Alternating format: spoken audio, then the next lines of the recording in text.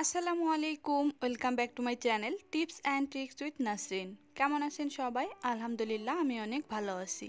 আশা করছি যে যেখানে আছেন ভালো আছেন, সুস্থ আছেন। চলে আসলাম আরেকটি নতুন টিপস নিয়ে। খুব সহজ পদ্ধতিতে আজকে আমি দেখিয়ে দিব কিভাবে আদার খোসা ছড়ানো যায়। আমরা যখন বটি বা ছুরি দিয়ে আদা কাটি তখন কিন্তু প্রায় অনেকটা অংশই কেটে যায়। আর এখানে দেখুন 1 ইঞ্চি আদাও কিন্তু নষ্ট হবে না।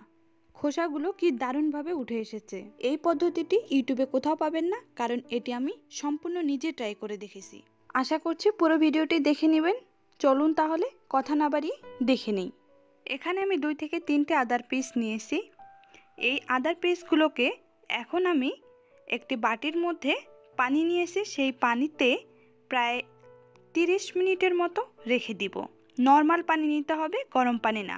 আপনাদের হাতে সময় বেশি থাকলে 1 ঘন্টা পর্যন্ত রেখে দিবেন, এতে আরও খুব সহজ হবে। 30 মিনিট অপেক্ষা করার পর আমি এখন শুরু করে দিব। এর জন্য আমি যে জিনিসটি ব্যবহার করব সেটি হচ্ছে শুধুমাত্র একটি স্কেল। স্কেল কম বেশি সবার ঘরেই থাকে। এখন বলবেন স্কেল দিয়ে আবার কিভাবে আদার খোসা ছড়ানো যায়? হ্যাঁ, যায়। আসলে এটি একটি সবচেয়ে সহজ পদ্ধতি, যেহেতু আদার অংশটা বেশিরভাগ সব সময় কোঁকড়ানো থাকে। যখন আমরা বটি বা ছুরি দিয়ে কাটার চেষ্টা করি তখন কিন্তু আদাটাকে আমাদের ভাগ করতে হয়। এতে বেশিরভাগ ক্ষেত্রে যেটা দেখা যায়, শুধুমাত্র আদার মোটা অংশটা আমরা নিতে পারি, মাথার দিকে যে চিকন চিকন অংশগুলো থাকে সেগুলো আমাদের কেটে ফেলে দিতে হয়। আর স্কেল দিয়ে করার ক্ষেত্রে যে সুবিধাটা সেটি হচ্ছে স্কেলটি যেহেতু পাতলা থাকে আর মাথার অংশটা 4 কোণার মতো থাকে, সেখানে যেই সুবিধাটা সেটা হচ্ছে আদার যে অংশটা কোঁকড়ানো থাকে এর মধ্যখানের ভিতরের যে খোসাগুলো রয়েছে সেগুলো কিন্তু খুব আস্তভাবে উঠে আসবে। আমার হাতের দিকে খেয়াল করলে আপনারা একটু বুঝতে পারবেন। দেখুন কত সুন্দরভাবে আদার খোসাগুলো উঠে আসতেছে, এতে এক টুকরো কিন্তু অপচয় হবে না। কিছু ছোট ছোট টিপস এবং ট্রিক্স আমাদের সময়কে বাঁচিয়ে দেয় এবং অপচয় করা থেকে বিরত রাখে। বিশেষ করে যখন বাজার থেকে অনেকগুলো আদা নিয়ে আসা হয় তখনই কিন্তু এই পদ্ধতিটি অবলম্বন করলে বেশি ভালো হয়, কারণ আদাটা তখন তরতাজা থাকে। এছাড়া বেশিরভাগ সময় রেখে দিলে আদাটা কিন্তু একটু চেমড়ে যায়, আর তখনই খোসা ছাড়ানোর সময় কিন্তু অনেকটা আদা ফেলে দিতে হয়। সবচেয়ে ভালো হয় যখন 1 কেজি 2 কেজি বা 5 কেজি পর্যন্ত আদা সংরক্ষণ করতে চান, তখন এভাবে আদার খোসা ছাড়িয়ে নিতে পারেন খুব কম সময়ের মধ্যে। দেখুন খোসাগুলো কি সুন্দরভাবে উঠে এসেছে। আমি শুধু ছোট্ট একটি আদার পিসকে পরিষ্কার করলাম। এখন আমি বড় আদার একটি পিস নিয়েছি, সেটিকে আমি কিভাবে পরিষ্কার করতেছি একটু দেখলেই বুঝতে পারবেন।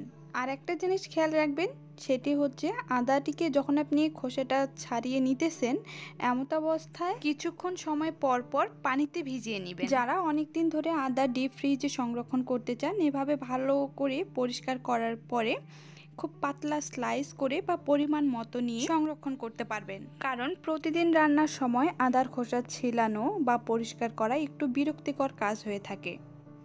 এমনকি আমরা সকাল বিকাল চা পান করে থাকি, তখন কিন্তু আমাদের আদার টুকরো একটু লাগে, তো সেইভাবে ছোট ছোট করে কেটে ডিপ ফ্রিজে রেখে দিতে পারেন। এতে রান্নার কাজে সময়ও বাঁচবে, সুবিধাও হবে। এত বড় আদার একটি পিসকে কখনোই না ভেঙে পরিষ্কার করা সম্ভব না, কিন্তু আমি এটিকে না ভেঙেই খুব সুন্দরভাবে পরিষ্কার করব। দেখতে থাকুন।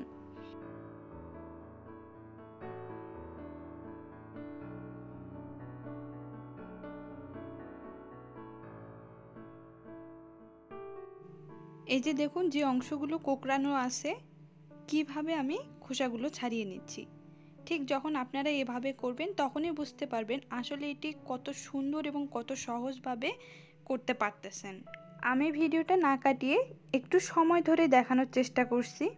আশা করছি বাসায়ও আপনারা ট্রাই করে দেখবেন। আরও অনেক সহজ পদ্ধতি আছে, খুব সহজে আদার খোসা ছড়ানো যায়, কিন্তু আদার খোসা ভিতর থেকে ছড়ানো কখনোই যায় না যতক্ষণ না আমরা ভেঙে ফেলি।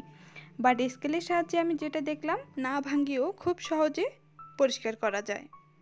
এখন আমি পানিতে খুব ভালোভাবে পরিষ্কার করে ধুয়ে দেখিয়ে দিচ্ছি। এর মধ্যে আমি দেখিয়ে দেই আদার খোসাগুলো কি সুন্দরভাবে উঠে এসেছে এবং আদার এক টুকরো অংশ কিন্তু ফেলানো যায়নি।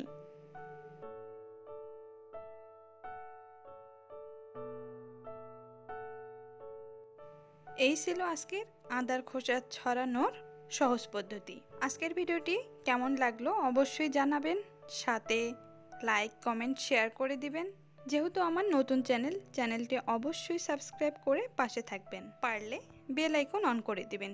নতুন ভিডিও আপলোড দেওয়ার সাথে সাথেই আপনারা দেখে নিতে পারবেন। আজকে এ পর্যন্তই, ভালো থাকবেন সবাই, দেখা হবে আরেকটি নতুন কোনো ভিডিওতে। আল্লাহ হাফেজ।